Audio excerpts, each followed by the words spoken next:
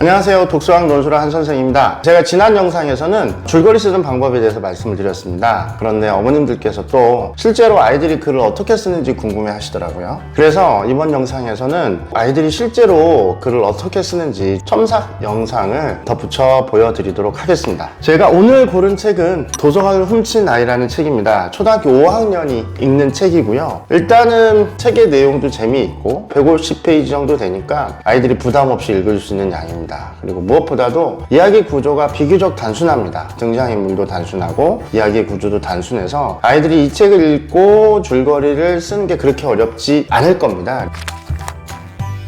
자, 배경은 시대는 현대고요. 공간적 배경은 콜롬비아라는 나라입니다. 콜롬비아의 메데이시의 산토 도밍고라는 지역, 빈민촌입니다. 인물은 이 빈민촌에 사는 가난한 아이들입니다. 주인공 까밀로라는 친구고, 까밀로의 가족은 아빠, 엄마, 동생이 있습니다. 그리고 까밀로의 절친인 안드레스가 있고요. 그리고 도서관 사서 선생님, 마르 선생님이 있습니다. 까밀로의 가족은 대단히 가난합니다. 그래서 까밀로는 학교에 다니지 못하는데 또 아빠는 알코올 중독자예요. 가정폭력을 일삼는 사람입니다. 실질적으로 경제적 가장은 엄마입니다. 친구 안드레스 또한 까밀로와 마찬가지 학교를 다니지 못합니다. 아빠도 도둑이었고 할아버지도 도둑이었어요. 그래서 자기는 도둑이 되게 싫어하지만 까밀로 때문에 어쩔 수 없이 도둑질을 합니다. 마르 선생님은 이 마을에 새로 생긴 도서관의 사서 선생님이에요. 까밀로와 안드레스의 인생을 바꿔주는 선생님입니다.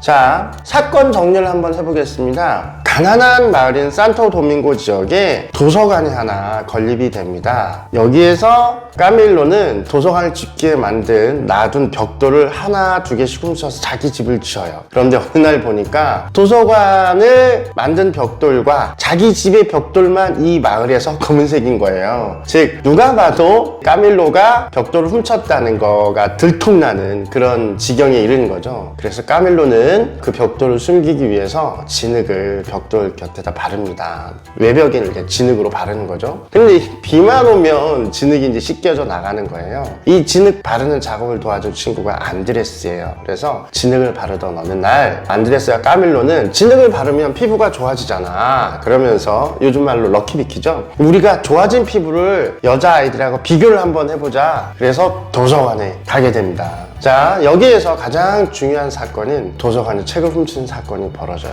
카밀로의 아빠가 카밀로에게 술 심부름을 시키는데 돈을 주지 않아요. 너는 술 사오지 못하면 집에 들어오지 마. 카밀로는 어쩔 수 없이 도서관에서 책을 훔칩니다. 안드레스는 너무 싫었지만 친구를 위해서 이 도둑질에 동참을 하죠. 그리고 책을 팔아서 술을 사갑니다. 그게 이제 한 번, 두 번, 세 번까지 해요. 근데 세 번째 훔치는 날 이 둘은 엄청난 사실을 알게 됩니다. 바로 이 도서관에는 경보기가 있다는 거예요. 책을 가지고 나가면 경보기가 이제 삑삑삑 울리는 거죠. 이 사실을 친구들한테 들은 카밀로와 안드레스는 너무 놀라고 왜 들키지 않았을까? 실은 이것이 마른 선생님의 배려라는 걸 알게 됩니다. 선생님이 이 둘이 책을 가지고 가는 걸 알고 일부러 경보기를 꺼준 거죠. 이 둘은 마지막 세 번째 책을 술집에 팔지 않고 둘이 읽습니다. 그리고 그 다음날 그들은 새로운 희망을 꿈꾸게 됩니다. 줄거리를 한번 정리를 해보겠습니다.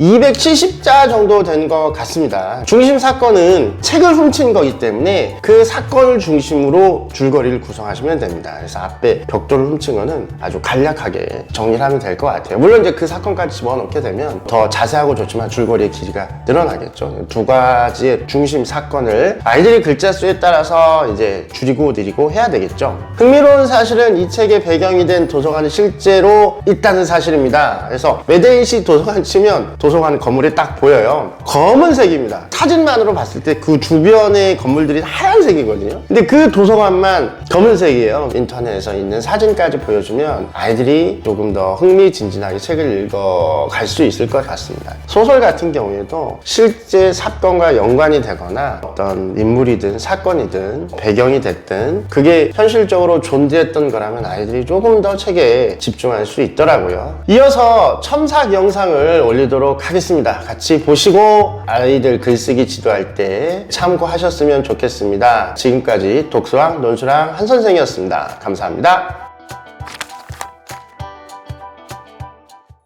되어있고 그 다음에 전체 보니까 4단락으로 구성이 되어 있네요. 하나, 둘, 셋, 넷.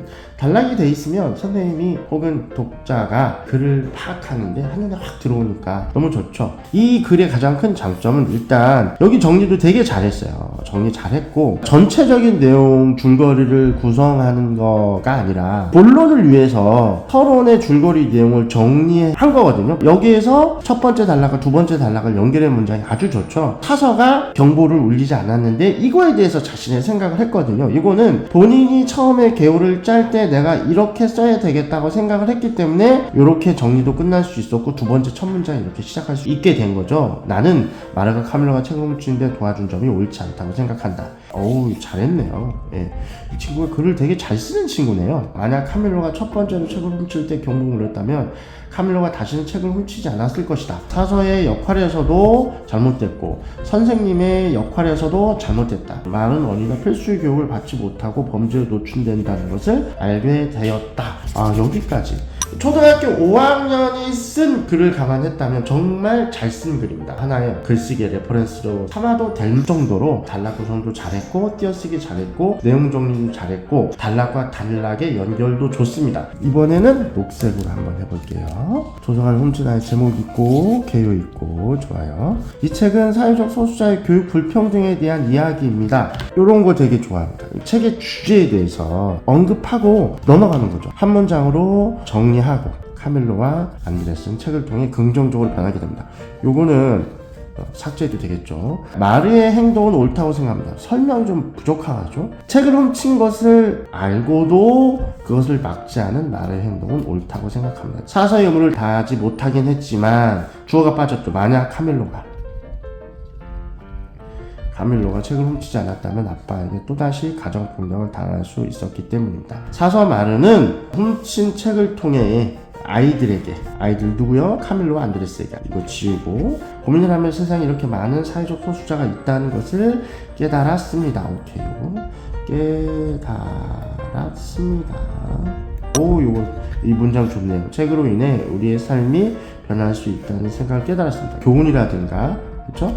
자신의 생각의 변화를 써주는 게 가장 좋은 독서 감상문의 마무리가 됩니다. 좋았어요.